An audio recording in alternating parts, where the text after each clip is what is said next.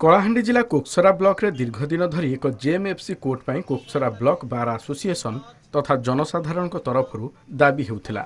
विभिन्न समय आंदोलन गणधारणा देखा मिली। स्थानीय विधायकों उद्यम और कोकसरा बार एसोसिएशन कर्मकर्ता मान दीर्घ दिन संघर्ष पर सरकार तरफ कोकसरा जेएमएफसी कोर्ट हेबा नहीं विज्ञप्ति प्रकाश पाई।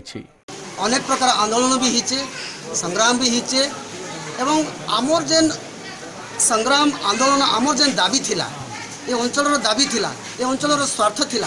आज सरकार आमर कथा के शुणीचन, तेणु आम बहुत खुशी, वकील संघ खुशी, अर्जी भाई मैंने खुशी।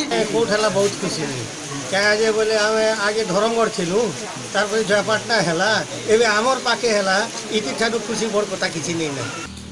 कोकसरा तहसिल अंचल दीर्घ दिन रही आसुला पाखे ये गोटे जेएमएफसी कोर्ट हवा लगी बहुत देरी हेले भी सरकार आज निष्पत्ति नहीं बहुत खुशी अंचलवासी सब खुशी यही खुशी रे बार एसोसिएशन पक्षर ओडिशा सरकार मान्यवर आईन मंत्री श्रीजुक्त प्रताप जेना तथा विधायक पुष्पेन्द्र सिंहदेव को धन्यवाद अर्पण कर।